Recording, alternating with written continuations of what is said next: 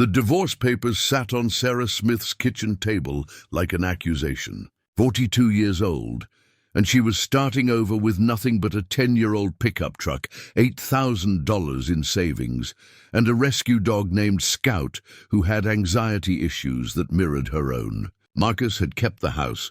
They're beautiful.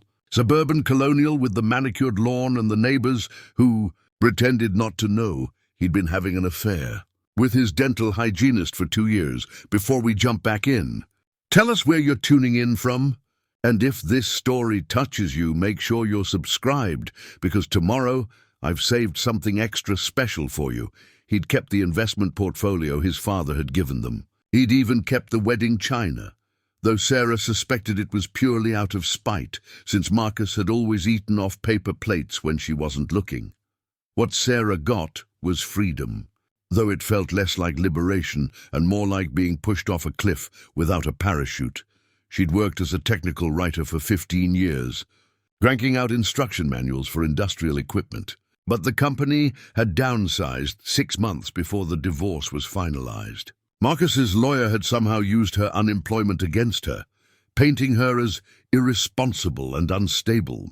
The irony wasn't lost on her that she'd been the stable one for their entire marriage, while Marcus bounced from one midlife crisis to another. The sports car phase, the CrossFit phase, the finding himself phase that apparently involved finding himself between his hygienist's sheets. Now she sat in her cramped studio apartment in Boulder, Colorado, listening to her upstairs neighbor's heavy metal music shake her ceiling fan, wondering how her life had shrunk to this single room that smelled perpetually of the Indian restaurant downstairs. Scout whined and pressed his grey muzzle against her knee. The German Shepherd mix had been her companion through the worst of it, and she scratched behind his ears absently while scrolling through job listings on her laptop. Technical writer positions wanted 5 years of experience in software she'd never used. Administrative assistant jobs paid barely above minimum wage. Customer service roles required bubbly personalities and passion for helping people, which felt like asking for the moon when she could barely muster the energy to shower. Her phone buzzed. Another text from her mother. Marcus called asking about you. He sounds concerned. Maybe you two could talk. Sarah deleted the message without responding. Her mother had always loved Marcus more than she loved Sarah, or at least that's how it felt. He's so successful, her mother would say. So ambitious, as if Sarah's steady paycheck and ability to keep a household running for 15 years was somehow less impressive than Marcus's ability to charm people into buying overpriced dental veneers. She closed her laptop and walked to the window. Boulder spread out below her, the flat irons rising majestically in the late afternoon sun. She'd grown up in these mountains, had spent her childhood hiking with her father before he died when she was 16. He'd been a geologist, passionate about rocks and minerals, and she'd inherited his love of the outdoors, even if she hadn't inherited his career path. "What would you do, Dad?" she whispered to the mountains. Scout barked suddenly, sharp and urgent, pulling her attention to her laptop. In her frustration, she'd knocked it off the table, and the screen had frozen on a web page she didn't remember opening. It was an auction site for foreclosed properties. She picked up the laptop, ready to close the browser, when a listing caught her eye. Abandoned Quarry, Ouray County, Colorado. 5 acres. Former marble operation, inactive since 1987. Property sold ASIS. Minimum bid $50. The same price as a decent dinner. The same amount she'd just spent on dog food. The photos showed a desolate site, a gravel access road winding up a mountainside, rusted equipment scattered like dinosaur bones, and a dark opening in the rock face that might have been a mine entrance or might have been a cave. The quarry sat at 9,200 feet, accessible only 3 months of the year due to snow. No utilities, no structures. Buyer responsible for all environmental assessments and cleanup. It was possibly the worst investment a person could make. An abandoned hole in the ground, hours from civilization, probably contaminated with industrial chemicals, definitely useless for anything practical. Sarah stared at the listing for a long time. Then she looked at Scout, who tilted his head as if asking a question. "What do you think, boy? Want to own a mountain?" Scout's tail wagged once, tentatively. The auction closed in 2 hours. Current high bid, $50. Sarah had spent the last year being practical, being responsible, following her lawyer's advice, her mother's advice, her therapist's advice. She'd done everything right, and it had gotten her a studio apartment that smelled like tikka masala and a future that looked like a slow slide into beige. Mediocrity. Her father used to say that sometimes the rocks beneath your feet were more solid than the ground you thought you were standing on. She'd never understood what he meant. Maybe it was time to find out. She created an account on the auction site, entered her payment information, and placed a bid. $75. Then she sat back and waited, her heart pounding in a way it hadn't since the divorce papers were signed, feeling either incredibly stupid or incredibly brave. Probably both. The confirmation email arrived at 11:47 p.m. "Congratulations. You are the winning bidder for lot 3847, Quarry Property, Ouray County." Sarah stared at her phone screen in the darkness of her studio apartment, the blue light illuminating her face as reality crashed over her. She owned a mountain, or at least, she owned a hole in a mountain that probably should have been condemned decades ago. Scout snored softly from his bed in the corner, oblivious to the fact that his owner had just made possibly the most impulsive decision of her entire carefully planned life. Sarah had always been the responsible one, the person who read contracts twice, who saved receipts, who kept emergency funds and never carried credit card debt. Even her rebellion had been methodical. The next morning, she drove to the Ouray County offices, a 3-hour journey that took her deep into Colorado's San Juan Mountains. The landscape transformed as she climbed in elevation. Boulder's urban sprawl giving way to pine forests, then to the dramatic peaks and valleys that made this region famous. Tourist season was ending, and the small Victorian mining town of Ouray was quiet, its hot springs steaming in the cool mountain air. The county clerk was a woman in her 60s named Dorothy, with steel-grey hair and eyes that had seen too many foolish property decisions to be impressed by one more. "You're the one who bought the old Kensington quarry?" Dorothy pulled out a file folder thick with documents. "I'll be honest with you, hon. That property's been on the books for 35 years. You're the first person brave enough, to bid on it. What's wrong with it?" Sarah asked, though she wasn't sure she wanted to know. "Nothing's wrong with it exactly. It's just useless. The marble vein they were mining ran out in the 80s. Company went bankrupt, didn't have money for proper closure. Environmental assessment from 1988 says there's no hazardous materials, but good luck getting up there to check. Road's barely passable even with 4-wheel drive, and that's only July through September. Rest of the year you'd need a snowmobile." Dorothy spread out a surveyor's map. The quarry sat in a remote valley, accessible only by a single-track road that switchbacked up from Highway 550. The nearest town was 20 miles away. No power lines reached it. No phone service. No neighbors within 5 miles. "There's a small cabin on the property that's not in the listing," Dorothy added. "More like a shack, really. The foreman lived there back in the day. Probably full of mice and rot now, but it's got 4 walls and a roof. Technically." Sarah studied the map, tracing the elevation lines with her finger. The quarry sat in a bowl surrounded by peaks, protected from the worst winds. Her father had taught her to read topographic maps, had shown her how to understand the story rocks told about water and weather and time. "My dad was a geologist," she said suddenly. "Donald Smith, did you ever know him?" Dorothy's expression shifted, softening. "Don Smith?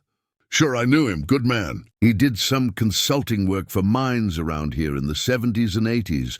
Wait." She disappeared into a back office and returned with another folder, this one older and dustier. "I thought I remembered something." She laid out a geological survey report dated 1986, authored by Donald Smith. Sarah's breath caught. Her father's handwriting filled the margins, notes about rock formations, mineral deposits, structural integrity. He assessed the Kensington Quarry the year before they shut down, Dorothy explained. Said the marble vein was exhausted, but his notes mentioned something about unusual formations in the deeper shafts. See here? She pointed to a passage her father had underlined. Recommend further investigation of crystalline structures in lower gallery. Samples exhibit atypical refractive properties. What does that mean? Sarah asked. Dorothy shrugged. Above my pay grade. But your father seemed to think there was something interesting about those rocks. Company closed before anyone followed up on it.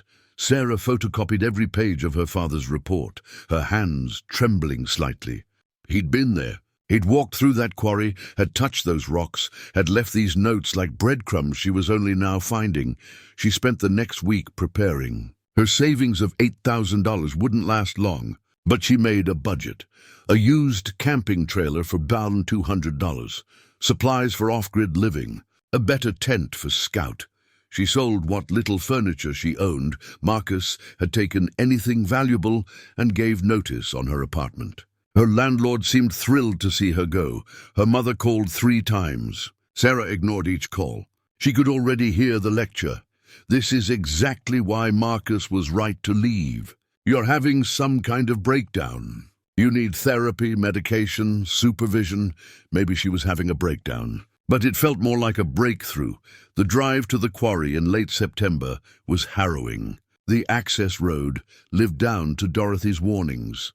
Barely more than a suggestion of gravel and dirt carved into the mountainside, with drops of several hundred feet on one side and sheer rock on the other. Her pickup groaned in first gear, the camping trailer swaying behind her. Scout sat in the passenger seat, panting nervously, his anxiety medications doing little to calm him as the truck bounced over rocks and through ruts. Finally, after 2 hours of climbing, the road leveled into a small valley. Sarah stopped the truck and just stared. The quarry spread before her, a cathedral carved from stone. The main pit was perhaps 100 feet across, its walls striped with veins of white marble, streaked with grey and rose. Rusted equipment dotted the site, a skeletal crane, overturned ore carts, cables and pulleys frozen in time. And at the far end, the dark mouth of a tunnel entrance, reinforced with ancient timber that somehow still stood. The cabin Dorothy had mentioned perched on a slight rise, a small structure of weathered wood with a sagging porch and windows filmed with decades of grime. But its roof was intact, and when Sarah pushed open the door, she found a space that was dusty but dry. One room with a wood stove, a built-in bunk, a small table, and shelves lining the walls. Scout explored cautiously, sniffing every corner, while Sarah stood in the doorway and felt something unlock in her chest. It wasn't much. It might not even be habitable through the winter. But it was hers, for the first time since the divorce. She felt like she could breathe. The sun set fast at 9,200 feet, painting the quarry walls in shades of amber and crimson before plunging Sarah into a darkness more complete than any she'd experienced. City lights had always provided a background glow in Boulder, even in her dingy studio apartment. Here, when night fell, it fell absolutely. Sarah sat on the cabin's rickety porch with a battery-powered lantern at her feet, watching stars emerge across the sky in numbers she'd forgotten existed. The Milky Way stretched overhead like a river of light, and she understood suddenly why ancient people had seen gods and stories written in the heavens. When the universe revealed itself this completely, it was impossible not to feel both infinitely small and somehow connected to something vast. Scout pressed against her leg, whining softly. The darkness unsettled him, or maybe it was the sounds. Wind whistling through the quarry, the creak of old timbers, small animals rustling in the scrub brush. His anxiety manifested in trembling, and Sarah wrapped her arm around him. "We're okay, boy," she murmured. "We're safe here." She wasn't entirely sure that was true.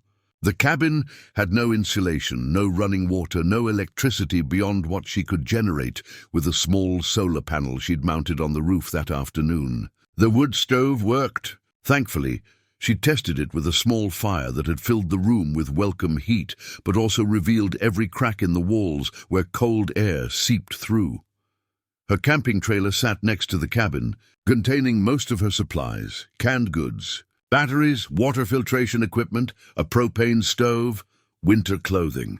She'd spent $2,000 of her remaining savings on supplies, leaving her with less than $5,000 as a buffer. By any reasonable standard, she was insane. A middle-aged woman with no survival skills, living alone on a mountain with winter approaching. But when she looked up at those stars, she didn't feel insane. She felt awake for the first time in years. Her phone buzzed, a text message that had somehow found signal, probably bouncing off a distant tower. Her mother, "Sarah, please call me. I'm worried sick. This isn't healthy." Sarah turned off her phone and slipped it into her pocket. The temperature dropped rapidly after sunset. By 9 o'clock, Sarah's breath misted in the air, and she retreated into the cabin with Scout. She'd set up a sleeping bag on the built-in bunk, and she crawled into it fully clothed, with Scout curled at her feet. Sleep came in fits and starts. Every sound jolted her awake, the wind, the building settling. Something that might have been an owl or might have been her imagination. Around midnight, Scout suddenly lifted his head and growled low and sustained. Sarah sat up, heart pounding. "What is it, boy?" Scout jumped off the bunk and went to the door, his growl intensifying. Sarah grabbed her flashlight and stood behind him, listening. Footsteps? No, more like scratching. Something was on the porch. She waited, barely breathing, for 5 minutes that felt like hours. Finally, the sound stopped. Scout relaxed slightly, though he remained alert. Sarah didn't sleep again that night. When dawn finally broke, painting the cabin's grimy windows with pale light, Sarah opened the door cautiously. Deep scratches marked the wood near the bottom, claw marks. Large ones. She followed a trail of prints in the dirt. A mountain lion had investigated her cabin, improbably curious about the new occupants. "Well," she said to Scout, who sniffed the prints with intense interest. "At least we know we have neighbors." She spent the day exploring the property in daylight, her father's geological survey in hand. The main quarry pit was impressive, but clearly exhausted. The marble had been cut away in neat sections, leaving smooth walls that glowed almost translucent in the morning sun. The equipment scattered around dated from the 1970s and 80s, rusted into abstract sculptures, but it was the tunnel entrance that drew her attention. Her father's notes mentioned it specifically. Lower gallery extends approximately 400 feet into mountainside. Structural integrity good. Unusual formations in terminal chamber merit further study. Sarah stood at the entrance, peering into darkness that her flashlight couldn't fully penetrate. Cool air flowed from the opening, carrying a mineral scent, dampness and stone and something else, something almost sweet. Scout refused to go near it, planting his feet and pulling backward on his leash whenever she tried to approach. Okay, she conceded. "We'll save spelunking for another day." Instead, she focused on making the cabin livable. She swept out decades of dust, scrubbed the windows until they actually let in light, and patched the worst cracks in the walls with expanding foam she'd brought. The wood stove became her best friend. She fed it constantly, learning its moods, how to bank the fire for overnight, how to adjust the damper for maximum heat. By the third day, she'd established a routine. Wake at dawn, start the fire, make coffee on her propane stove, take Scout for a walk around the property. Spend the day working on improvements, reinforcing the porch, organizing her supplies, cutting firewood from fallen trees. Evening brought dinner, usually something simple from a can. Then an hour of reading by lantern light before the cold drove her to bed. It was hard, physical work. And Sarah fell asleep each night exhausted in a way that felt clean, earned. Her hands developed blisters that hardened into calluses. Her back ached. She lost weight without trying, and something inside her that had been clenched tight for years began, slowly, to unfurl. On the 5th day, she hiked to a ridge above the quarry where her phone caught a weak signal. She'd been avoiding checking messages, but curiosity got the better of her. 17 missed calls from her mother, 6 from Marcus, 3 voicemails. She listened to Marcus's first message. "Sarah, your mother told me about this Quarry thing. This is exactly the kind of impulsive, irrational behavior that validates everything I said during the divorce. You need help. Call me back so we can discuss getting you into a treatment facility." Sarah deleted the message, then deleted his number entirely. She kept her mother's number, but didn't listen to those voicemails either. Whatever they contained, whatever worry or criticism or ultimatums, she wasn't ready to hear them. Instead, she took a photo of the view, the quarry below, the peaks stretching endlessly in every direction, the sky impossibly blue. She sent it to her mother with a simple message, "I'm okay. I'm happy. Please trust me." Then she turned off her phone again and hiked back down to her mountain, where Scout waited and the stars would soon emerge. And her father's mystery waited in the darkness of that tunnel, patient as stone, 2 weeks into her mountain life. Sarah had settled into a rhythm that felt almost sustainable. Almost. Her supplies were holding. The cabin was weather-tight enough to keep her from freezing. And she'd only had 2 more nighttime visits from the mountain lion, which she'd started calling Margaret, because giving your apex predator neighbor a name made her feel less like prey. Scout had adjusted better than expected. His anxiety hadn't disappeared, but it had transformed into something more manageable. Where once he'd trembled at every sound, now he'd become vigilant, a guardian rather than a victim. He'd appointed himself her protector, checking the perimeter each morning, marking territory, keeping watch while she worked. It was Scout who first became obsessed with the tunnel. On a crisp October morning, with frost painting the rocks silver, Scout refused his breakfast. Instead, he sat at the cabin door, whining insistently until Sarah let him out. She expected him to do his usual patrol, but instead, he made a direct line for the tunnel entrance and sat there, staring into the darkness. "Scout, come on. We've been through this. That tunnel is off limits until I get proper equipment." Scout didn't budge. He barked once, sharp and commanding, then looked back at her as if to say, "You're not listening." Sarah approached cautiously. The tunnel entrance loomed, its timber supports weathered but still solid. Her father's notes called it safe, but 35 years was a long time. Rocks shifted. Wood rotted. Tunnels collapsed. But Scout's behavior was unusual. He wasn't anxious or afraid. He was focused, intense, his tail wagging slowly as he stared into the dark. "What do you smell, boy?" She'd brought a heavy-duty flashlight from her supplies, one that could throw a beam for 1,000 yards. She clicked it on and aimed it into the tunnel. The beam revealed rough-hewn walls, timber supports every 10 feet, and rails set into the floor where ore carts once ran. The passage extended straight for about 50 feet before curving left and disappearing. Scout whined again, more urgently. Then before Sarah could stop him, he darted into the tunnel. "Scout! Scout, get back here!" Her voice echoed off the stone walls. She heard his claws clicking on rock, moving deeper. Panic fluttered in her chest. The tunnel could have shafts, could have unstable sections. Could have. She grabbed her flashlight and ran after him, her common sense screaming that this was foolish, reckless, exactly the kind of mistake that got people killed in abandoned mines. But she couldn't lose Scout. He was all she had. The tunnel was taller than she'd expected, maybe 8 feet high, wide enough for 2 people to walk side by side. The air was cool and dry, that same mineral scent she'd noticed before, stronger now. Her flashlight beam bounced ahead of her as she ran, catching glimpses of Scout's grey fur at the edge of visibility. "Scout! Please!" The tunnel curved left, then descended slightly. Sarah's lungs burned. The altitude made every exertion harder. She forced herself to slow down, to breathe, to think. Scout wouldn't lead her into danger. He was anxious, not suicidal. After what felt like miles, but was probably only 300 or 400 feet, the tunnel opened into a chamber. Sarah stepped through and stopped, her flashlight beam sweeping across a space that took her breath away. The chamber was roughly circular, maybe 30 feet across, with a domed ceiling that rose 15 feet at its highest point. But it was the walls that made her gasp. They weren't rough stone. They were covered in crystalline formations that caught her flashlight beam and threw it back in 1,000 different directions.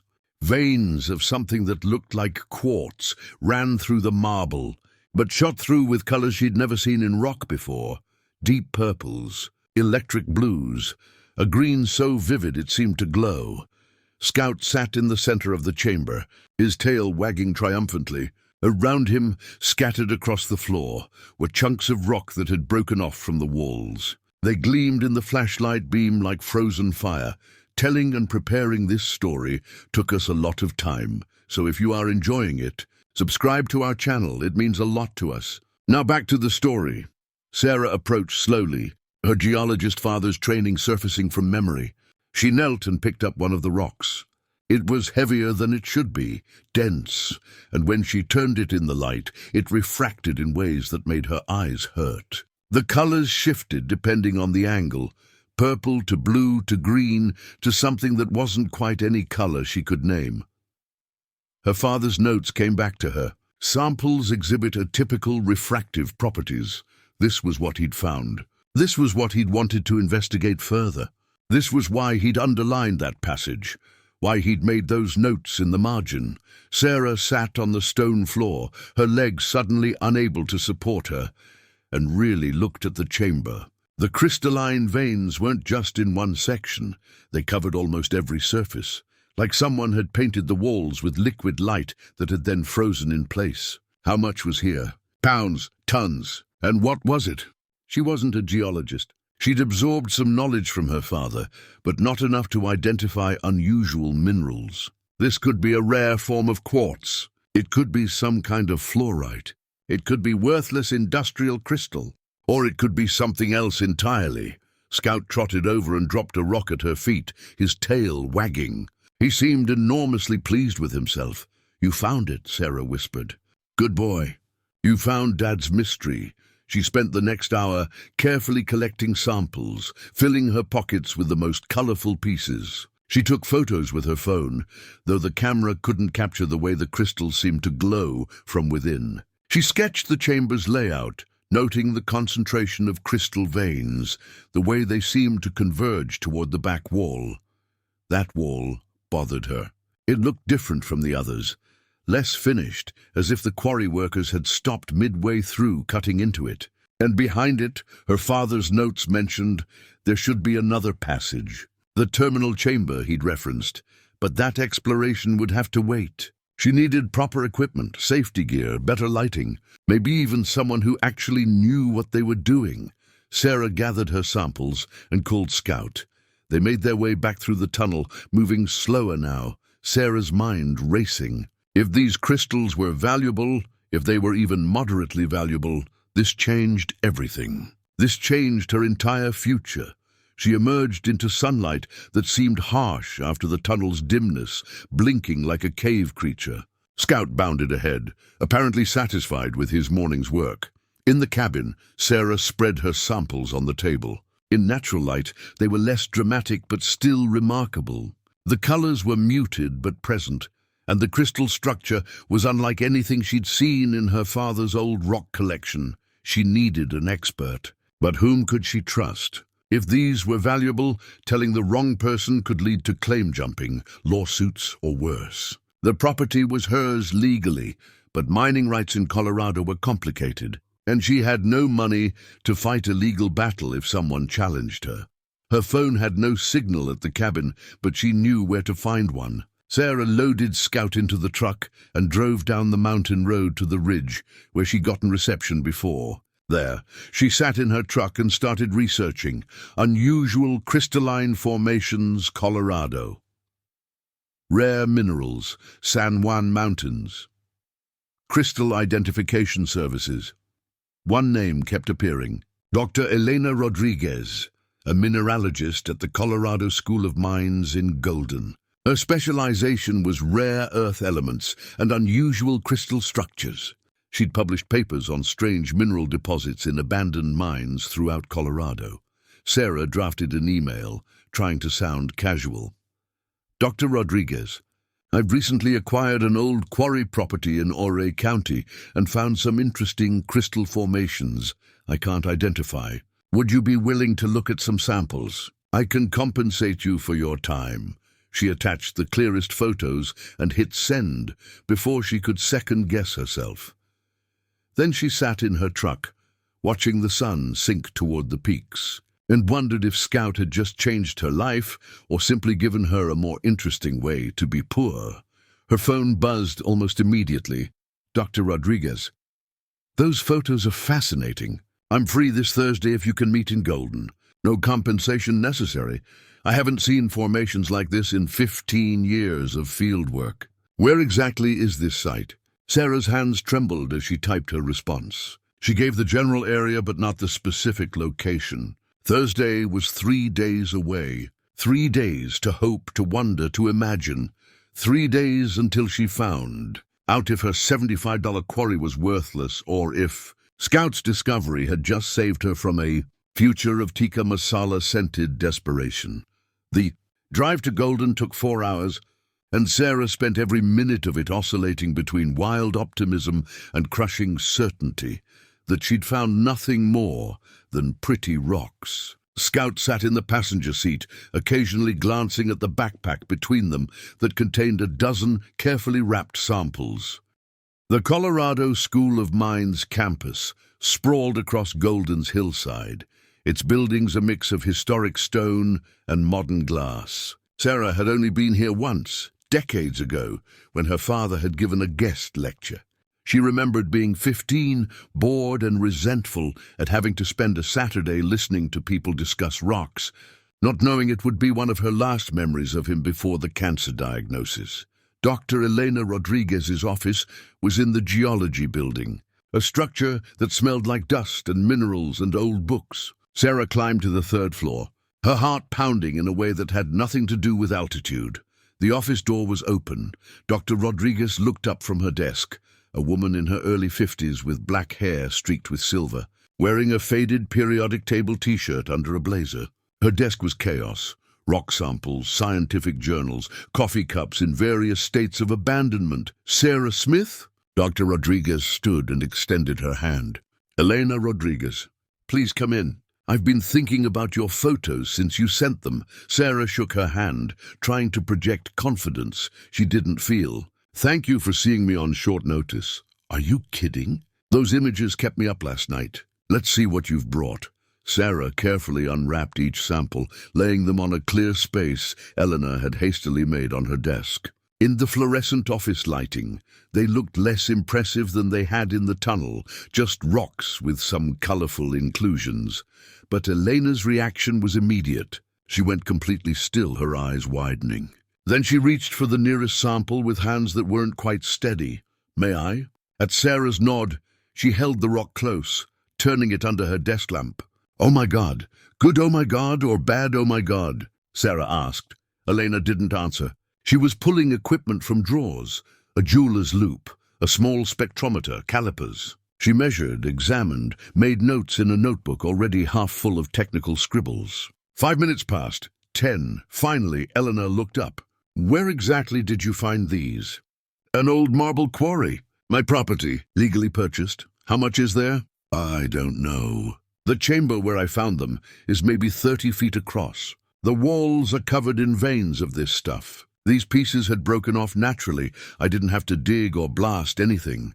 Elena set down the loop, her hand shaking slightly. Sarah, I need to be completely honest with you about what you've shown me. And I need you to not tell anyone else about this until we've done a complete analysis.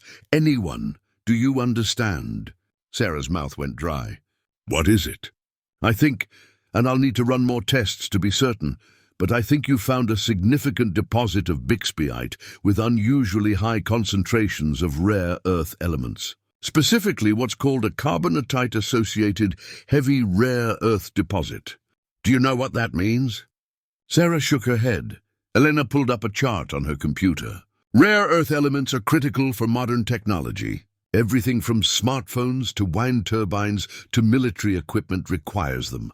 Currently, 90% of the world's supply comes from China, which has been restricting exports. The U.S. government has classified rare earth elements as critical to national security. She pointed to several elements on the periodic table. These in particular, dysprosium, terbium, europium, are worth between $400 and $2,000 per kilogram. And your samples? She consulted her notes. Your samples are showing concentrations I've never seen outside of a few locations worldwide.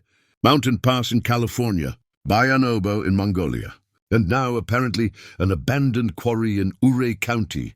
Sarah tried to process this. So it's valuable? If there's as much as you describe, and if it's this concentration throughout. Sarah, you could be looking at tens of millions of dollars, maybe more. The office seemed to tilt. Sarah gripped the edge of the desk. That's not possible. The quarry closed because it was played out. My father assessed it. He said the marble was exhausted. The marble was exhausted, Elena agreed. But this isn't marble. This is something that formed under very specific conditions millions of years ago. Your father? She paused. You said your father assessed the site? Donald Smith, he was a geologist. He died when I was 16. Elena's expression softened. Don Smith, I know that name. He published a paper in the early 90s about unusual mineral formations in Colorado quarries. I cited it in my dissertation. He theorized that some old marble quarries might be hiding rare earth deposits that the original miners didn't recognize because they weren't looking for them, and the technology to easily identify them didn't exist. Yet Sarah felt tears threatening. He knew there was something there, he suspected. But he died before he could prove it. Elena leaned back in her chair. Sarah, here's what needs to happen next. First, I need to do a full analysis of these samples. Spectroscopy, X-ray diffraction, the works. That'll take about a week and will cost around $3,000. Sarah's brief euphoria crashed. I don't have $3,000. I'll cover it, Elena said quickly. Consider it an investment. Because second, if the analysis confirms what I think, you're going to need to secure that site immediately. We're talking about a discovery that could be worth more than most lottery jackpots. And the moment word gets out, you'll have everyone from legitimate mining companies to claim jumpers to government agencies trying to get a piece of it. I can't afford lawyers. I can't afford security. I can barely afford to keep myself fed this winter. Elena was quiet for a moment, thinking. Okay, here's what I propose. Let me do the analysis. Let me bring in one other person, a mining attorney I trust completely, someone who's worked with small-scale miners to protect their claims. We keep this between the three of us until we know exactly what you have and what your options are. In exchange, she hesitated. If this is what I think it is, I'd like to be part of the team that studies it. This could be the discovery of my career. I'm not asking for ownership, just access, with you retaining all rights and profits. Sarah studied her. Elena's excitement was genuine, but so was her caution. This was a woman who understood both the value of what they'd found and the danger it represented. Okay, Sarah said finally. But I need to know, is there any chance I'm wrong? Any chance this is fool's gold? Elena picked up one of the samples, holding it to the light. There's always a chance. Science is about verification, not assumption. But Sarah, I've been doing this for 25 years. I've seen thousands of mineral samples. And these, she set the rock down gently, almost reverently. These are real. Your dog found something extraordinary. They talked for another hour, Elena explaining the next steps, the timeline, the legal considerations. She gave Sarah the name of the attorney, James Chen. No relation, and made Sarah promise to not mention the discovery to anyone, not even her mother, until they had the full analysis. Sarah drove back to Uray in a daze. The landscape seemed different now, not just beautiful, but full of hidden value, secret treasures, possibilities. How many people drove past mountains every day, not knowing what was inside them? She stopped at a grocery store in Montrose, the nearest town of any size, and spent $200 on supplies, more than she should have. But if Elena was right, she could afford it. Fresh vegetables, good coffee, a steak for herself, and real meat for Scout instead of dry kibble. It was dark when she finally reached the quarry. Scout bounded out of the truck, immediately checking the perimeter, making sure their territory was secure. Sarah stood by her truck for a moment, looking at the tunnel entrance barely visible in the starlight. Her father had known. He'd walked through that tunnel 35 years ago and seen something that others had missed. He'd made his notes, had wanted to investigate further, had probably intended to come back. And then cancer had stolen his future, stealing hers along with it. "I found it, Dad," she whispered to the darkness. "Scout and I found your mystery. And I think it's going to be okay," Scout barked once, as if in agreement, and together they walked to the cabin, where Sarah cooked that steak on her propane stove and shared it with her dog, both of them sitting on the porch under the stars, neither of them knowing that in a week their quiet mountain life was about to explode into something neither of them was remotely prepared for. Elena's call came on a Tuesday morning. 8 days after Sarah had driven to Golden. Sarah had hiked to the ridge for signal, as she did every morning now, anxiety and hope warring in her chest each time. "It's confirmed," Elena said without preamble. "Sarah, you need to sit down." Sarah was already sitting, perched on a boulder with Scout lying at her feet. "Tell me, your samples show a rare earth oxide concentration of 17%. That's extraordinary. Most deposits are between 2 and 5%. Based on the chamber size you described, and assuming even partial coverage, I estimate you have at least 5,000 tons of high-grade rare earth ore accessible without significant mining operations." Sarah's brain stuttered on the math. "What does that mean in dollars?" "At current market prices, processed and refined, between $40 and $70 million. Conservative estimate." The ridge seemed to drop away beneath her. Sarah gripped the boulder, her knuckles white. "That can't be right. I had 3 independent labs verify the results. James Chen, the attorney I mentioned, he's done preliminary research on your property claim. It's solid. You own the mineral rights along with the surface rights. But Sarah, here's the critical part. We need to secure your claim officially before word gets out. And word will get out. I've kept this quiet, but rare earth discoveries don't stay secret long. Too many people involved in the analysis, too much money at stake. What do I need to do? James can walk you through the legal steps. But physically, you need to secure that tunnel. Chain and lock the entrance. Put up no trespassing signs. James is overnighting you a package with everything you need." "And Sarah?" Eleanor's voice turned serious. "Be careful. People have died over mining claims worth far less than this." The package arrived 2 days later at the Ure post office. Inside, heavy chains, industrial locks, legally worded signs, and a 20-page document outlining her rights and responsibilities as a mineral claim holder. Also a check from Elena for $5,000. Consulting fee for providing samples and site access. "This is yours free and clear. Deposit it today." Sarah stood in the post office parking lot, staring at the check. She'd been living on less than $100 a week. This was 2 months of breathing room, maybe 3 if she was careful. She deposited it immediately using her phone's banking app, half convinced it would bounce.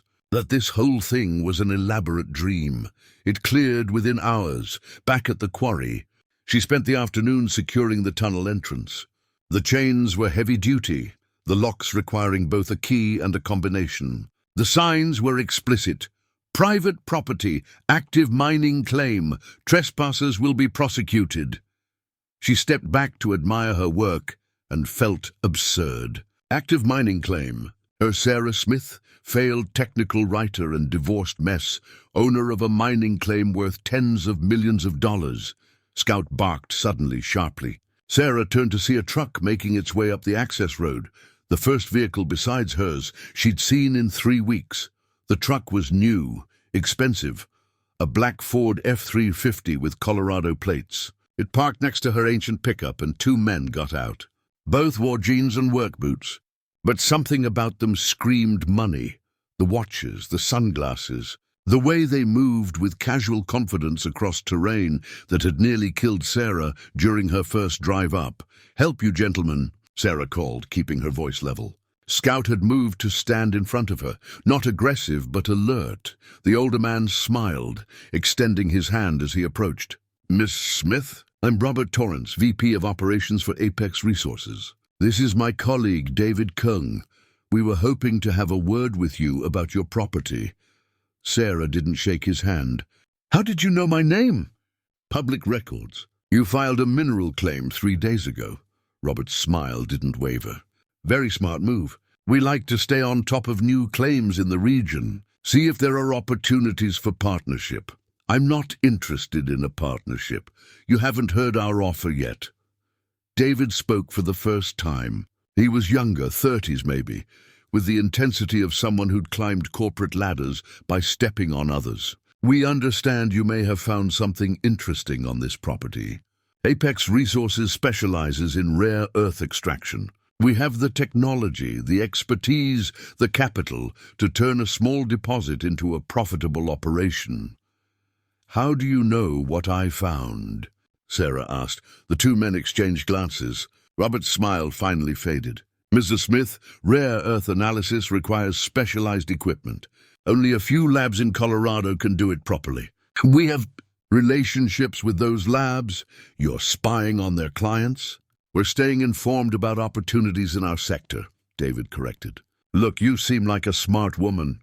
You bought this property for practically nothing. You've made an interesting discovery, but now you're in over your head. Rare earth extraction is complex. Environmental regulations are brutal. You'd need millions in startup capital just to begin operations. Why struggle through all that when we can make you a very comfortable offer right now?"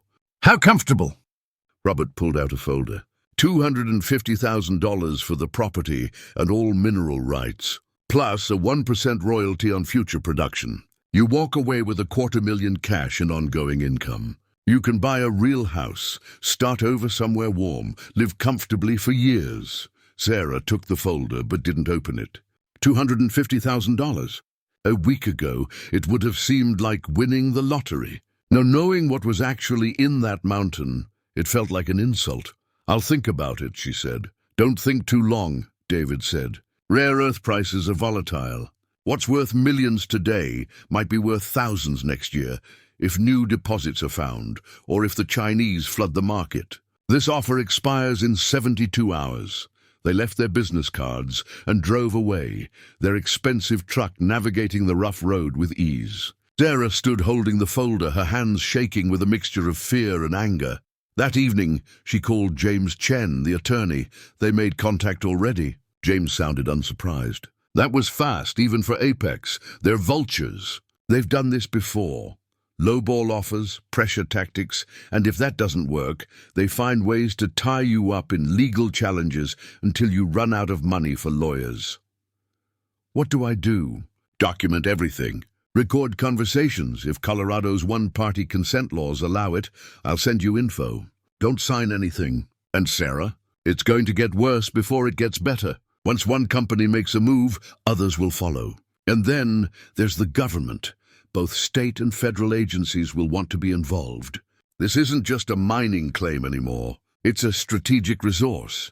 I just want to be left alone." James was quiet for a moment. "Then you should take their offer. 250 plus royalties isn't terrible, all things considered.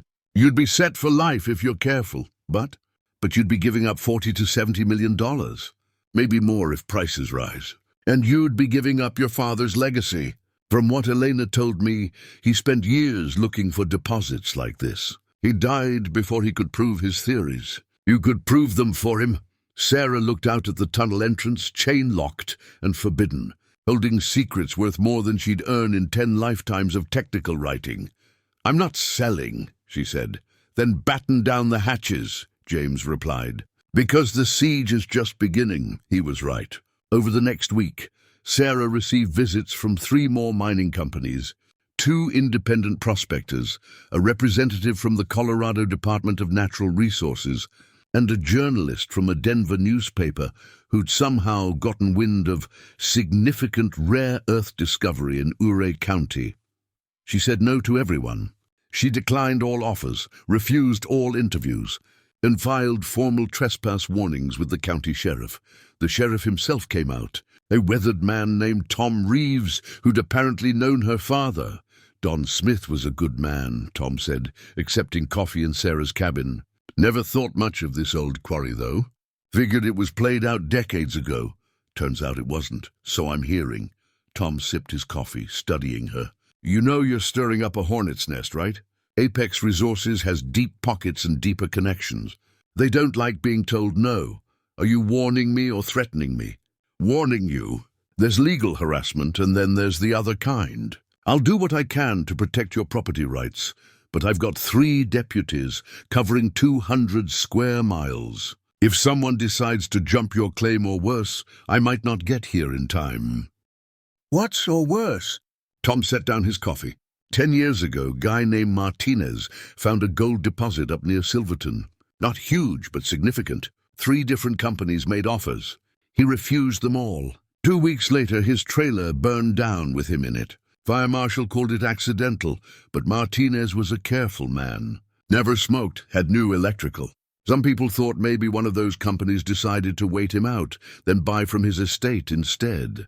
Sarah felt cold despite the wood stove's heat. You think someone would kill me over this? I think millions of dollars make people do things they wouldn't otherwise do. I think you should consider taking one of these offers, or at least get yourself some protection. Dog's nice, but he won't stop a determined intruder. After Tom left, Sarah sat on her porch with Scout, watching the sun set over her mountain. Somewhere in that tunnel was enough wealth to change her life completely, and apparently enough wealth to make her life very dangerous. Her phone buzzed, a text from Elena. James told me about the visits. I'm coming out tomorrow. You shouldn't be alone up there. Sarah almost cried with relief. She texted back, thank you. Bring groceries? That night, she slept with a knife under her pillow and Scout on alert at the door. Every sound made her jump.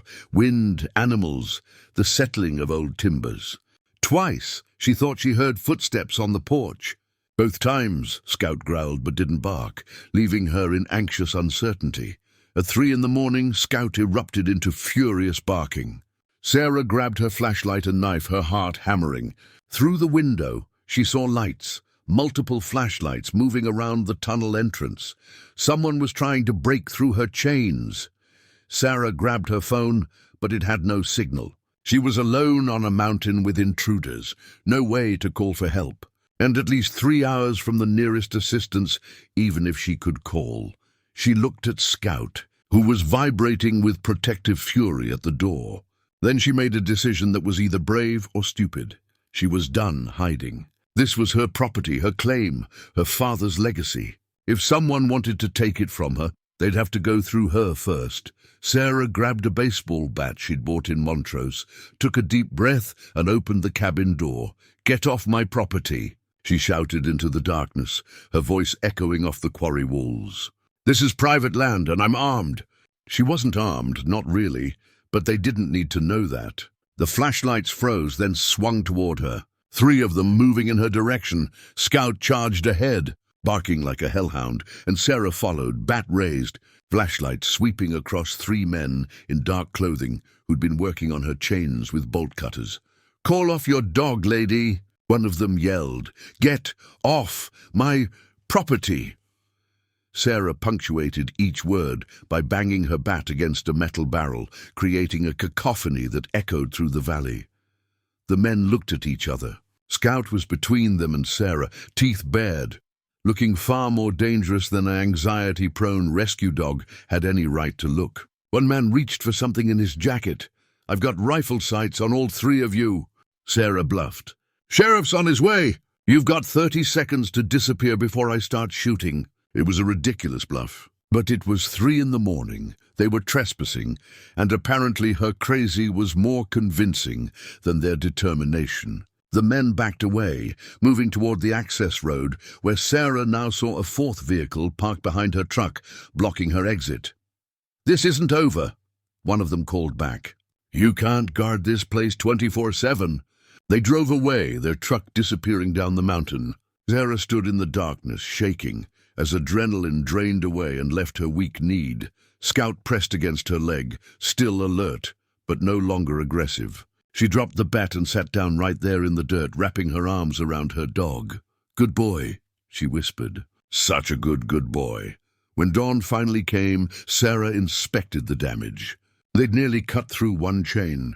Another few minutes, and they would have been inside the tunnel. She reinforced everything, adding a second layer of chains, and set up her camping lantern as a makeshift deterrent light. Elena arrived at noon with enough supplies for a siege: food, batteries, propane, and a shotgun. "You know how to use this?" Elena asked, holding out the weapon. "My dad taught me to shoot." "Good. Because, honey, this is war now, and we need to figure out how to win it." Elena moved into the cabin like she was preparing for a military deployment. She brought sleeping bags, a two-way radio set, motion-activated cameras, and a grim determination that matched Sarah's own. "James is filing for a temporary protective order against Apex Resources and anyone acting on their behalf," Elena explained, "setting up the cameras around the tunnel entrance. But that'll take a few days to process. In the meantime, we guard this place ourselves." They established a watch schedule, 4 hours on, 4 hours off, around the clock. Sarah took the evening shifts when her mountain lion neighbor Margaret was most active. Elena took the pre-dawn hours when human intruders were most likely. The scout seemed to understand his role, positioning himself wherever the current guard was stationed. On the third night of their vigil, Elena shared a bottle of wine she'd brought, a concession to the absurdity of their situation. Two women camping on a mountain to protect rocks from corporate thieves. "Tell me about your father," Elena said as they sat on the porch, wrapped in blankets against the October cold. Sarah found herself talking about things she hadn't discussed in years. How her father would take her hiking every weekend, teaching her to read landscapes, to understand geology, not as dead science, but as ongoing story. How he'd been diagnosed with pancreatic cancer 2 weeks before her 16th birthday. How he'd spent his last months in bed, still making notes in journals about formations he wanted to study, theories he wanted to test. He had this map, Sarah said, marked with dozens of locations throughout Colorado where he thought there might be unusual mineral deposits. The quarries and mines that everyone else thought were played out. He said most miners were only looking for what they knew: gold, silver, copper. They'd throw away anything that wasn't immediately valuable, not realizing some of those waste rocks might be treasure to someone looking for different things. He was ahead of his time, Elena said. Rare earth element extraction wasn't economically viable until the 90s, and even then, most people thought of them as exotic curiosities, not strategic resources. Your father saw the future. He saw a future he never got to live in. Sarah sipped her wine. My mom burned all his journals after he died. Said it was too painful to keep them, but I think she was angry at him for leaving us. She remarried within a year, a dentist, ironically, though not Marcus. She wanted me to be practical, get a stable job, marry someone responsible. I did all that, and it got me nowhere. It got you here, Elena pointed out, by accident. By impulse. By a dog knocking over a laptop at exactly the right moment to show me that auction listing. Sarah laughed. My mom would say this proves I'm having a breakdown. Maybe I am. If you're having a breakdown, it's the most profitable breakdown in psychiatric history. Elena raised her wineglass in a toast. To breakdowns that find rare earth deposits worth millions. They clinked glasses. And for a moment, despite the cold and the danger and the absurdity, Sarah felt something she hadn't felt in years. Joy. The motion sensor alarm went off at 2 a.m. Elena grabbed the shotgun while Sarah checked the camera feeds on the laptop they'd set up. 2 figures were approaching from the south, moving carefully, avoiding the main road. Different guys from last time, Sarah whispered. Looks like they're trying to scout the tunnel from a different angle. Elena chambered around, the sound impossibly loud in the quiet cabin. Stay here. I've got this. Like hell. That's my tunnel. They went out together, moving quietly. The 2 figures had reached the tunnel entrance and were examining the chains, speaking in low voices. Sarah couldn't make out the words, but she recognized one voice. David Kung from Apex Resources, Elena didn't waste time with warnings. She raised the shotgun and fired into the air. The blast echoed like thunder off the quarry walls, and the two men practically levitated in terror. "Next one's not a warning shot." Elena called out, "You're trespassing on private property, and Colorado law gives us every right to defend it." The men fled, scrambling over rocks in their haste. One of them, David, looked back once, his face visible in the starlight, twisted with frustration and rage. "You can't guard this forever," he shouted. "You'll slip up eventually. Want to bet?" Sarah yelled back, surprising herself with her own fury. "I've got nothing but time, and this is my home. You're the one who has to keep coming back. How long before the sheriff arrests you? How long before I start getting licenses to shoot trespassers on sight?" The men disappeared into the darkness. Sarah and Elena stood at the tunnel entrance, hearts pounding, the shotgun still smoking slightly in Elena's hands. "That felt good," Elena said after a moment. "Yeah, it really did." They high-fived like teenagers and went back to the cabin, where Scout was waiting, tail wagging, proud of his humans for defending their territory. The next morning, James called with news. The protective order came through, and it's even better than expected. Judge ruled that Apex's repeated trespassing constitutes harassment and possible corporate espionage. They're barred from coming within 500 yards of your property, and any further violations could result in criminal charges against their executives. Not just the grunts they send. "How long does the order last?" Sarah asked. 6 months renewable. But here's the thing, we can use this momentum. I've been in contact with a mining engineer who specializes in small-scale, rare earth extraction. His name's Peter Wong. He worked for Molycorp before they went bankrupt, knows everything about processing these elements. He's willing to consult on your operation. I don't have an operation. I don't have money to start one. You have 5,000 tons of high-grade ore, James countered. That's collateral. I can help you structure a small-scale mining company, get permits, arrange financing through a credit union that specializes in mineral extraction. Yes, you'll go into debt. Yes, it's risky. But the alternative is either selling for pennies on the dollar to Apex or sitting on this claim while legal challenges pile up.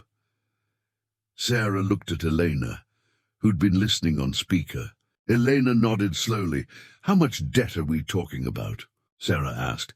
"Initial startup for small-scale operation. Maybe 2 million. Sounds like a lot, but with your deposit as collateral and Elena's verification of grade and quantity, banks will consider it. You'd need to start small. Extract and process maybe 100 tons in the first year. Prove the operation is viable. Use those profits to scale up. 2 million in debt." Sarah's entire adult life had been about avoiding debt, about being responsible. This was the opposite of everything she'd been taught. How long do I have to decide? Weeks, not months. Once winter hits, you won't be able to access the site for 5 or 6 months. That's 5 or 6 months for Apex to regroup, for other companies to enter the picture, for legal challenges to materialize. You want to break ground before snow flies, which gives us maybe a month. After James hung up, Sarah walked outside. The October sun was warm, but the air had an edge that promised winter wasn't far off. Already, the aspens on the surrounding peaks were turning gold. Another few weeks, and the access road would become impassable. Elena joined her, carrying 2 cups of coffee. "You know what I think?" "Tell me." "I think you didn't buy this quarry by accident. I think some part of you knew you needed to be here. I think your father left you breadcrumbs, that survey, those notes, the underlined passages. And I think Scout finding that chamber wasn't luck, it was fate. I don't believe in fate. Maybe not. But you believed in a $50 quarry when everyone else thought you were crazy. You believed in your father's mystery. Maybe believe in this too." Sarah sipped her coffee, feeling the warmth spread through her chest. 2 million in debt. A mining operation she had no idea how to run. 6 months of winter with nothing to do but worry and plan. And at the end of it all, maybe $40 million. Maybe bankruptcy. Maybe something in between. Okay, she said finally. Let's do it. Let's mine this mountain. Elena grinned, the expression transforming her careful academic features into something wild and delighted. Hell yes. We're going to need a company name, you know. Something good. Sarah thought for a moment, remembering her father bent over his journals, remembering Scout leading her into the tunnel, remembering the moment her marriage ended and her old life fell away. Peak Discovery Mining, she said. Because life peaked after everything fell apart. Perfect. Elena pulled out her phone. I'm texting James. Time to make this official. They spent the rest of the day planning. James walked them through incorporation documents via email.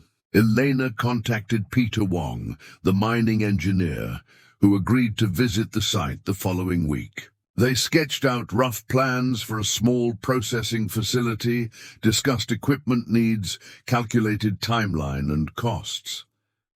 As evening approached, Sarah felt something she'd almost forgotten. Excitement. Not the desperate relief of escape that had driven her to buy the quarry, but genuine anticipation for what came next. Scout seemed to sense the shift in mood. He bounded around the property with puppy-like energy, despite being 10 years old, as if celebrating their decision. The motion sensors stayed quiet that night. Maybe Apex had actually backed off. Maybe they were regrouping for a different strategy. Sarah didn't care. For the first time since the divorce, she wasn't just running from something. She was running toward something.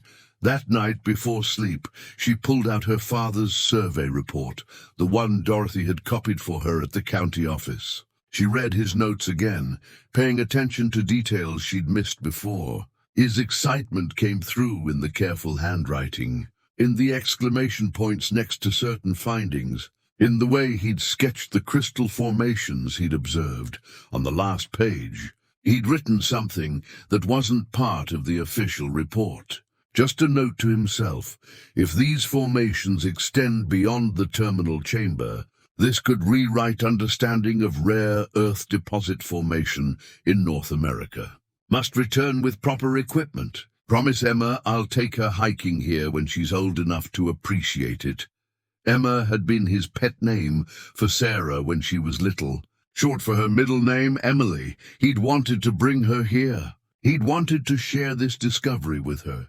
And now, 26 years after his death, she was here, living in a shack on the mountain, fighting to protect what he'd found. I'm here, Dad, she whispered to the darkness. I'm finally here, and I'm going to finish what you started.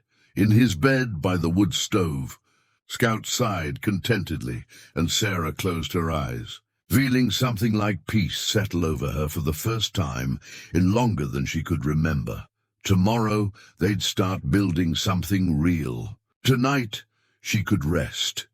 Peter Wong arrived on a Wednesday, driving a pickup truck that made Sarah's ancient vehicle look like it belonged in a museum. He was in his late 40s, compact and energetic, with the weathered face of someone who'd spent decades working outdoors in harsh conditions.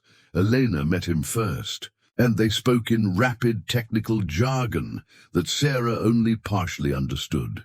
But when Peter examined the tunnel entrance and reviewed Elena's analysis, his reaction was clear even to a layperson. Holy shit, he said, which seemed to be the universal response to Sarah's discovery.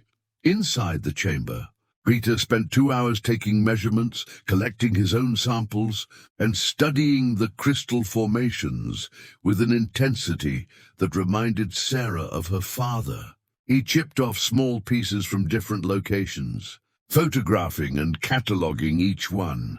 Finally, he emerged into sunlight, blinking like a creature from beneath the earth. Elena wasn't exaggerating, he said. If anything, she was being conservative. Sarah, the concentration in some of these samples is pushing 20%.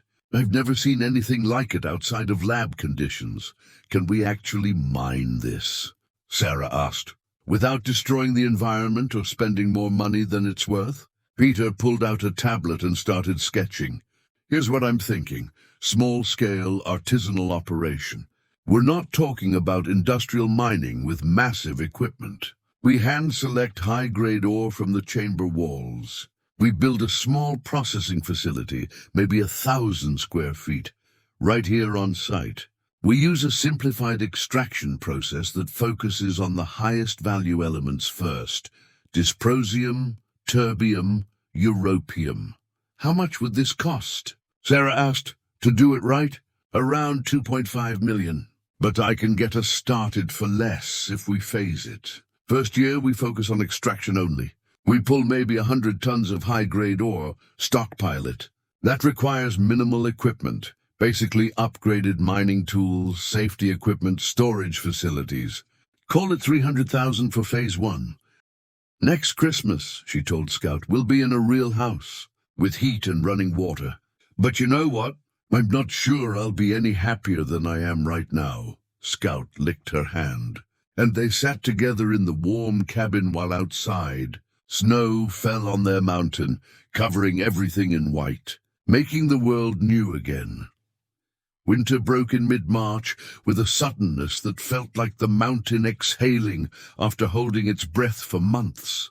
Snow melted in rushing streams, turning the access road into a muddy river for a week before it became passable again. Sarah's first visitor was Elena, arriving in a rented jeep with a load of supplies and news. You made it, Elena said, hugging Sarah tightly. I was worried. Scout and I did fine. Actually, it was kind of peaceful. Sarah looked different, leaner, harder, with a confidence that hadn't been there in autumn. 5 months alone on a mountain had burned away softness, leaving something tempered and strong. Elena handed her a folder. All permits approved. James worked miracles. We can start trial extraction next week if the weather holds. The trial extraction was a modest affair. 5 tons of high-grade ore hand-selected from the chamber's richest veins. Peter arrived with a small crew of 3 workers he trusted, and they spent a week carefully removing the ore and loading it into a trailer. Sarah watched them work, feeling proprietary and anxious. This was it, the moment when her father's discovery would be tested in the real world. They shipped the ore to a processing facility in Wyoming that specialized in rare earth extraction. Peter had negotiated a deal. They'd process the 5 tons at cost, and in return, they'd get access to the data for their own research purposes. The wait for results was excruciating. Sarah paced the cabin, unable to concentrate on anything. Scout followed her on endless walks around the property, as if understanding her agitation. The call came on a Tuesday afternoon. Peter, his voice tight with controlled excitement. Sarah, you need to sit down. Tell me, the refined output from those 5 tons yielded 187 kilograms of mixed rare earth oxides. At current market prices, that's $480,000 worth of material. From 5 tons. Sarah, at that yield rate, your chamber could generate over $200 million in revenue. Sarah's legs stopped working. She sat down hard on the cabin steps, phone pressed to her ear. That can't be right. I had them verify everything twice. The concentration is even higher than Elena's initial analysis suggested. And the really crazy part, the composition is weighted heavily toward the most valuable elements, dysprosium and terbium. Sarah, you hit the geological lottery. You have possibly the highest grade rare earth deposit discovered in North America in the last 50 years. After the call ended, Sarah just sat on the steps for a long time, staring at nothing. Scout nuzzled her hand, concerned. $200 million. $200 million. The number was so large it became abstract, meaningless. She'd been thinking in terms of 10 or 20 million, life-changing money. This was something else entirely. Elena arrived the next day with champagne and calculations. "We need to move fast," she said. "Once word gets out, and it will, every mining company in the world will be trying to find a way to get a piece of this. We need to lock down financing, start construction on a processing facility, get ahead of the curve." "How do we do that without massive debt?" Sarah asked. "We don't. We embrace the debt." James had joined via video call on Elena's laptop. "Sarah, hear me out. That trial extraction proved the concept. Now we can go to real investors, venture capital, mining-focused funds. We offer them a percentage of future profits in exchange for capital to build a full processing facility on site. You retain controlling interest, but you share the upside." "How much would I have to share?" "To raise 20 million for a proper facility, maybe 25 to 30%. You'd retain 70% of a $200 million operation. That's 140 million in your pocket, minus operating costs and taxes. Sarah, you'd clear over $80 million when all is said and done." $80 million. Sarah tried to imagine what that meant. She could pay off her debts, buy a real house, never work another day in her life, fund scholarships in her father's name, donate to geological research, actually help her mother. Not that her mother deserved it, but still. "What's the downside?" she asked, because there was always a downside. "Loss of control," James admitted. "Once you have investors, they'll want oversight, reporting, probably a seat on your board of directors. You'll be accountable to them. And if something goes wrong, if the deposit is smaller than we think, if costs overrun, if rare earth prices crash, you could still end up bankrupt. But now you'd owe it to sophisticated investors who'll sue you for everything. But if I don't take investment, what's my alternative? Smaller scale operation like we originally planned. Extract and process maybe 100 tons a year.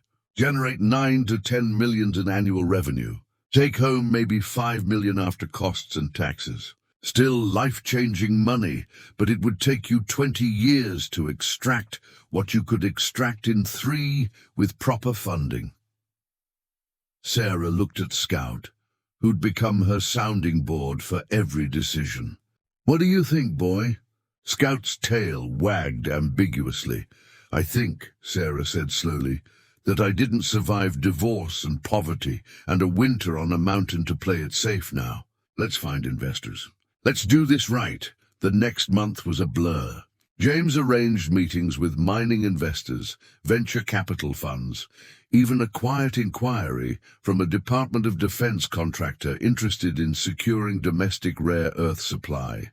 Elena prepared technical presentations. Peter drafted detailed operational plans. Sarah found herself on video calls with people in suits who talked in millions like she used to talk about grocery budgets.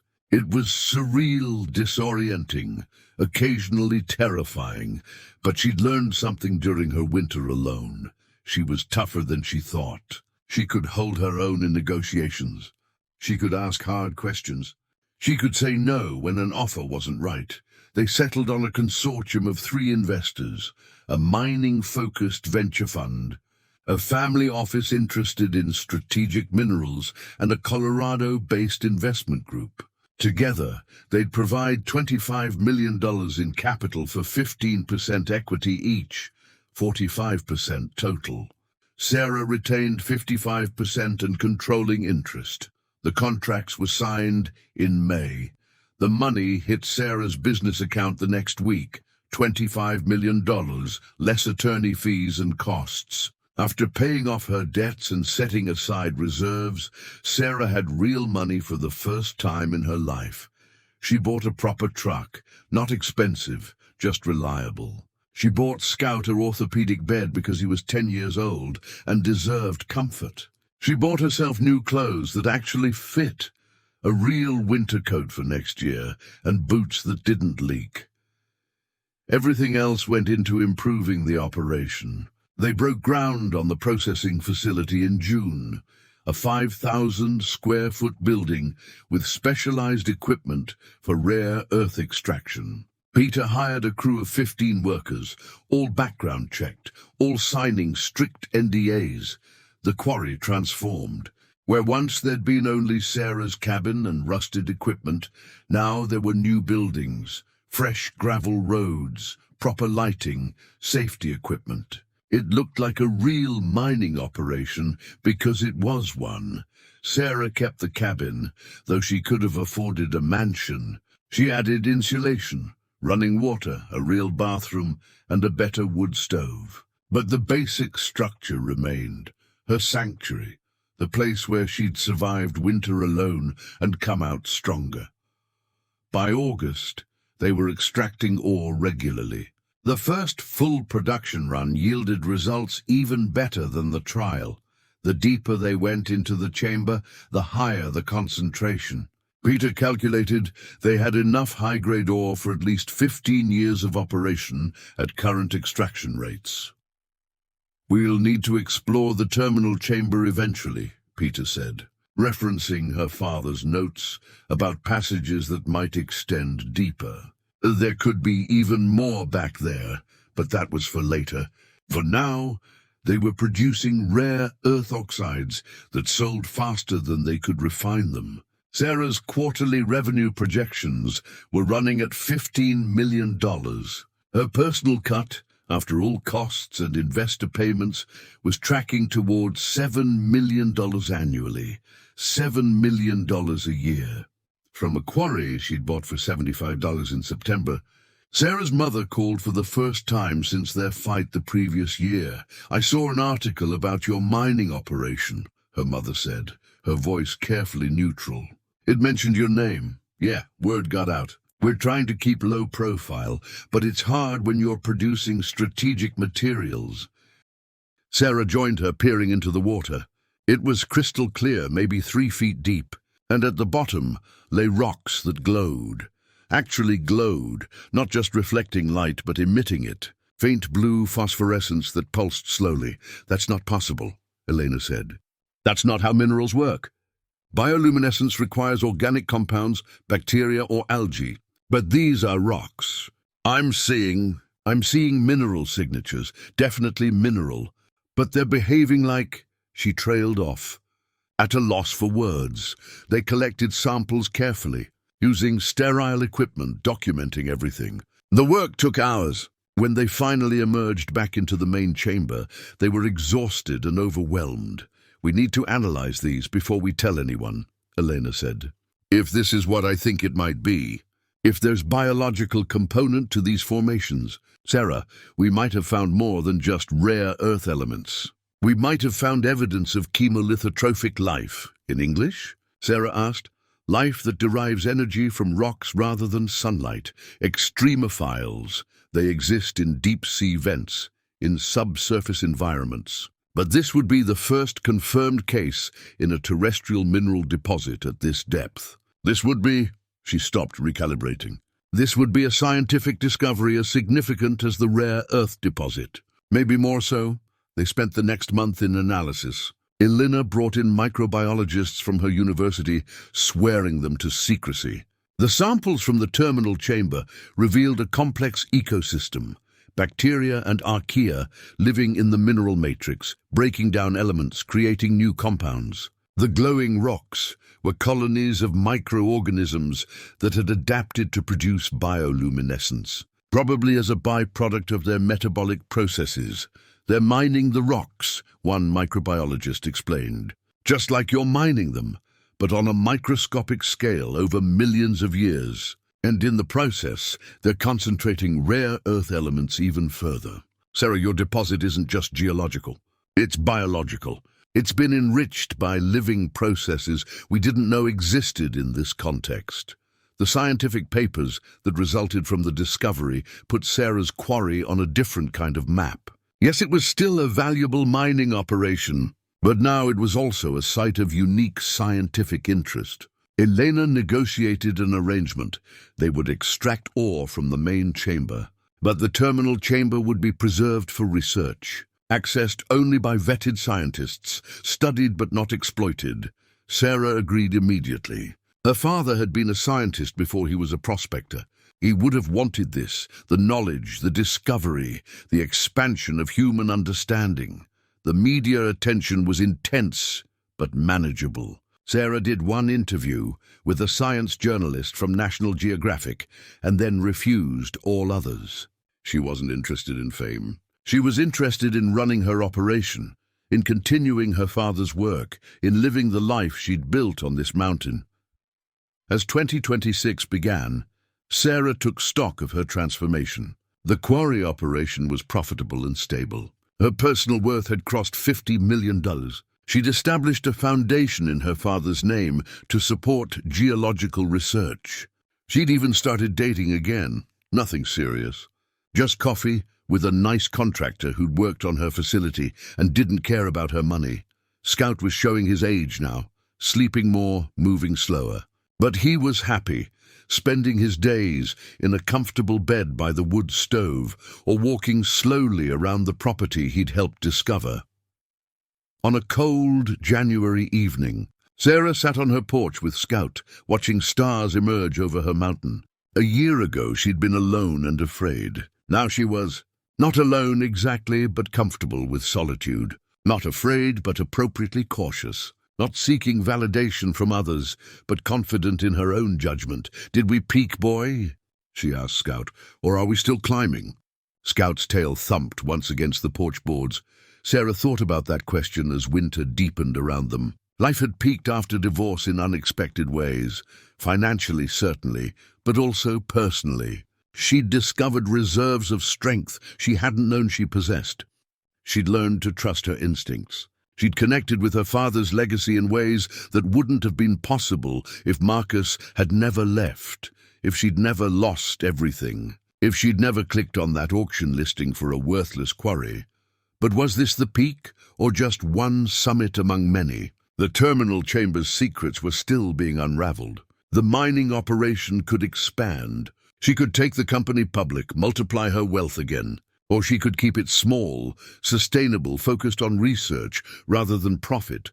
So many paths forward, when a year ago there had seemed to be none. "I think," she said to Scout, "to the stars, to the mountain, that there's no peak. Just different views from different elevations. And right now the view is pretty damn good. Inside the mountain, in chambers her father had mapped and she had found, crystals gleamed with secrets ancient and new. Bacteria older than human civilization continued their patient work, mining elements atom by atom. Rare earth oxides waited to be extracted, processed, transformed into components for technologies her father could never have imagined. And Sarah Smith, divorced and discarded and dismissed, sat on her porch with her anxious dog and her millions of dollars and her father's vindicated legacy, looking at the stars and feeling something that might have been happiness, or might have been peace, or might have been both. Life after divorce had peaked, but the summit, she suspected, was just the beginning of an even more interesting climb. Up next, we have 2 more incredible stories that are waiting for you. Just click the image you want to watch, and it will take you there. If you enjoyed this video, make sure to subscribe. It would mean a lot.